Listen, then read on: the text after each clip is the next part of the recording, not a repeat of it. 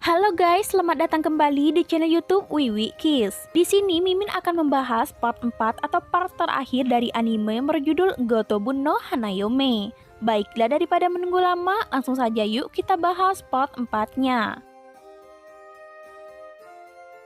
Nah, setelah sampai ke tempat kemah, masing-masing saudara kembar ini memiliki tugasnya masing-masing. Futaro dan Maeda juga mempunyai tugasnya. Di sini Maeda mencoba mengajak Futaro untuk mengobrol tentang masalah dansa. Dia sangat iri kepada Futaro karena Futaro mempunyai pasangan dansa. Dia belum dapat sama sekali. Dan bagaimanakah caranya agar dia mempunyai pasangan dansa? Tidak berapa lama Yotsuba datang. Dia mengingatkan Futaro dengan tugasnya untuk membuat api unggun.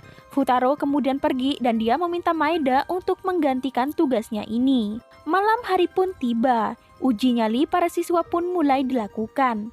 Maeda dan pasangannya di sini benar-benar sangat ketakutan dengan manusia topeng dan manusia mumi ini. Dan ternyata juga mereka adalah Yotsuba dan Futaro. Grup selanjutnya adalah grup Miku dan Ichika, tapi mereka berdua tidak takut sama sekali dengan Futaro dan juga Yotsuba. Futaro membuka topengnya dan terlihatlah uik pirangnya. Dia sangat tampan dan membuat Ichika dan Miku merasa semakin menyukai Futaro. Dan tidak berapa lama adalah grup selanjutnya. Mereka adalah Nino dan Itsuki. Di sini Futaro dan Yotsuba berhasil menakuti mereka berdua. Tapi di saat mereka lari, mereka malah melewati jalan yang salah. Futaro menyadari hal itu. Karena takut Nino dan Itsuki ini tersesat, Futaro pun langsung menyusul mereka berdua ini. Tapi sayangnya Itsuki dan juga Nino malah terpisah. Futaro berhasil menemukan Nino dengan penampilan pirangnya. Di sini Nino sangat takjub melihat pria di depannya ini. Dia kira pria ini adalah pria yang ada di buku catatan Futaro. Tentu saja itu membuat Futaro semakin bingung. Dia harus berbohong kepada Nino tentang siapa orang yang ada di foto kemarin. Di sini Futaro dan Nino mencari Itsuki yang entah kemana. Di perjalanan ini juga mereka saling mengobrol. Futaro ingin membuat dirinya dibenci oleh Nino. Tetapi Nino malah semakin menyukainya. Sebenarnya Futaro ingin ngaku ke Nino kalau dia itu Futaro.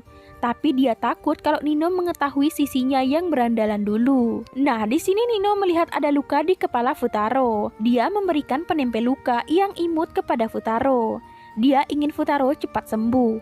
Tapi tiba-tiba mereka mendengar suara yang aneh. Futaro memberanikan dirinya karena dia mempunyai jimat yang dibuat oleh adiknya. Tapi tidak berapa lama bunyi itu semakin dekat. Futaro langsung kabur dan meninggalkan Nino. Di sini Nino sedikit kecewa karena Futaro tidak begitu jantan. Karena sedikit kecewa, Nino pergi ke jalan lain yang dia temukan. Tapi ujung jalan ini adalah jurang. Di saat Nino hampir jatuh, untung saja ada Futaro yang menyelamatkannya. Nino semakin suka, ditambah lagi Futaro memberikannya jimat pelindungnya. Di sini Futaro mengaku kalau dia adalah Kintaro, saudara Futaro. Dan di sini juga Nino mengajak Futaro untuk berdansa dengannya di api unggun sekolah mereka besok. Sebenarnya Futaro ingin menolak, tapi Itsuki tiba-tiba datang. Karena tak ingin ketahuan, Futaro pun langsung pergi dari sana. Dan saat mereka sudah di penginapan, Futaro sangat bingung. Besok dia harus melakukan dansa dengan dua gadis dengan status yang berbeda-beda. Semuanya benar-benar menjadi kacau. Nah, di sini Futaro juga mempunyai tugas. Dia dan Yotsuba ikut berpartisipasi untuk menyiapkan kayu untuk api unggun besok. Mereka benar-benar bekerja keras sampai-sampai Futaro merasa kelelahan. Dan di sini juga ternyata Miku ikut membantu. Di sini mereka berbicara tentang besok mereka akan melakukan dansa di api unggun. Sebenarnya Futaro terpaksa melakukan dansa itu. Andaikan Miku jujur dan mengatakan yang sebenarnya, mungkin tidak akan seribet ini. Tapi perkataan Futaro ini benar-benar membuat Ichika sangat sedih dan menangis. Tapi di saat mereka ingin kembali ke penginapan, beberapa orang muncul. Mereka malah bersembunyi dan mereka jadi terkunci di gudang ini. Futaro ingin mendobrak pintu gudang ini, tapi di situ juga ada alarm kebakaran. Jika mereka mendobrak, maka alarm itu akan berbunyi dan orang-orang akan tahu mereka di sini. Dan Ichika tidak ingin kalau Miku tahu soal ini. Satu-satunya cara mereka harus mematikan sensor alarm ini. Ichika harus naik ke punggung Futaro, tapi karena Ichika berat, Futaro tak bisa menggendongnya. Nah, di sini Futaro ingin membuat api unggun. Cuaca sedang dingin, jadi mereka harus menghangatkan tubuh mereka. Sementara di tempat lain, saudara-saudara Ichika ini sangat khawatir kepada mereka. Mereka tidak kelihatan dari tadi. Apakah mungkin mereka tersesat? Karena khawatir, mereka pun pergi mencarinya. Sementara Ichika sendiri terus saja mengajak Futaro untuk mengobrol. Tapi Futaro sama sekali tak meresponnya. Dia masih sibuk dengan api unggunnya. Tapi di saat Ichika mengatakan kalau dia akan berhenti sekolah, Futaro langsung merespon. Dia dasarnya cuma ingin cuti. Akhir-akhir ini dia sedang syuting film. Jadwalnya juga sangat padat. Dan mungkin dia tak punya waktu untuk pergi ke sekolah. Tapi Futaro hanya diam saja. Dia cuma memikirkan jika Ichika berhenti maka gajinya juga akan berkurang. Dan tiba-tiba saja jreng, api unggun Futaro pun berhasil. Nah, di sini Ichika mempunyai ide lain. Dia ingin mengajak Futaro untuk berdansa. Jadi api unggun ini akan menjadi api unggun untuk mereka berdua. Di sini Futaro pun setuju untuk melakukan dansa ini. Dia berpikir mungkin ini semua karena legenda konyol itu. Semua orang jadi ingin berdansa. Ichika tak tahu, Futaro langsung saja menjelaskan maksud dari legenda itu. Ichika langsung panik mendengar perkataan Futaro ini.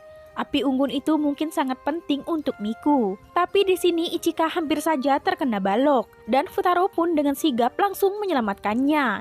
Jantung Ichika benar-benar tak karuan. Sampai alarm kebakaran pun berbunyi dan memancarkan air. Tapi tidak berapa lama pintu berhasil dibuka oleh Itsuki dan Miku. Mereka sangat kaget dengan apa yang mereka lihat. Keesokan harinya Futaro dan Ichika mengalami demam akibat kejadian semalam. Tapi Yotsuba tiba-tiba datang dan mengajak Futaro untuk bermain ski di salju. Kondisi Futaro benar-benar kurang sehat tapi dia sangat berusaha di sini. Karena ini akan menjadi cerita yang menarik untuk Raiha. Tapi sayangnya Futaro tak bisa bermain ski. Dia melaju dengan sangat kencang sampai pada akhirnya dia menabrak pohon. Dia menjadi pusat perhatian para pengunjung di sana. Dan di sana juga tempelan di dahi Futaro lepas. Dan ternyata tempelan itu dilihat oleh Nino. Nino yakin dia adalah Kintaro, tapi Futaro langsung kabur. Dia tak ingin Nino melihatnya. Dan di saat dia kabur juga, Yotsuba ternyata mengejarnya. Tapi untung saja dia berhasil lolos dengan bersembunyi di rumah salju. Ternyata di sana juga ada Miku yang sedang bersembunyi. Di saat Futaro keluar dari persembunyiannya, di sini Miku menelpon Ichika. Dia mengatakan tentang api unggun nanti. Tangan Futaro ada dua dan mungkin mereka bisa menari bersama Futaro. Tapi tiba-tiba Futaro datang mendekati Miku. Dia ingin berbicara kepada Ichika. Tapi posisinya sangat dekat dengan Miku. Dan itu membuat Miku deg-degan. Nah, beberapa waktu kemudian mereka berkumpul. Mereka sangat khawatir karena mereka sama sekali tak melihat Itsuki dari tadi. Mereka takut Itsuki tersesat ke hutan terlarang.